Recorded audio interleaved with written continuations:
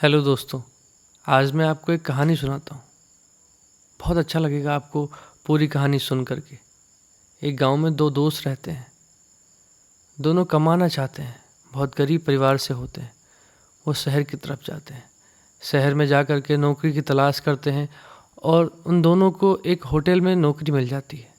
दोनों दोस्त एक ही होटल में अच्छे से नौकरी करते हैं। 2 से 3 साल बीतने के बाद में उनके पास इतना पर्याप्त पैसा हो जाता है कि वो खुद का होटल खोल लेते हैं, एक छोटा सा होटल खोल लेते हैं और वो होटल चल जाता है और वो चलने लगता है और इस प्रकार चलता है कि उनकी अच्छी खासी आमदनी हो जाती है। तो उसमें जो एक दूसरा दोस्त होता है उसे लालच हो जाता है, तो क्या सोचता है कि अगर मेरा दूसरा दोस्त नहीं होता तो ये सारा पैसा, सारा प्रॉफिट मेरा हो जाता।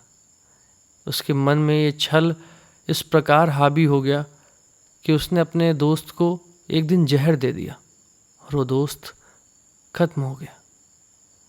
वो पूरा होटल उसके नाम हो गया, पूरी संपत्ति उसके नाम हो गई। उसके दोस्त की मृत्यु के बाद में उसने कई ज़मीनें खरीदी शहर में, गांव में बड़ी खेत खरीदे, बहुत अमीर हो गया। एक अच्छी लड़की से शादी हो गई। उसके बाद उसे एक पुत्र हुआ और पुत्र 4 से 5 वर्ष होने के बाद में उसे एक बीमारी हो गई। उस बीमारी के बाद में उसने बहुत दवा कराया और दवा कराते कराते उसे बहुत पैसे खर्च हो गए। फिर डॉक्टर ने कहा इसे विदेश में दवाई करानी पड़ेगी, इसे विदेश ले जाना पड़ेगा। उसने होटल बंद करके विदेश चला गया उसे दवाई कराने के लिए। और एक वक्त ऐसा आया कि उसके पास ऐसी कोई संपत्ति नहीं थी जिसको वो बेच करके अपने बच्चे की दवाई करा सके, क्योंकि सारी संपत्ति लग गई उसकी दवा में और उस बेटे की मृत्यु होने वाली थी। तभी उस बेटे ने अपने पिता से कहा, मुझे पहचाना? तो उसने कहा, बेटा आप तो हमारे बेटे हो। बोला, नहीं, मैं आपका वो 21 साल पुराना वो दोस्त हूँ जिसे तुमने जहर दे के मार दिया था। जो मेरी संपत्ति थी वो मैं लेके जा रहा हूँ।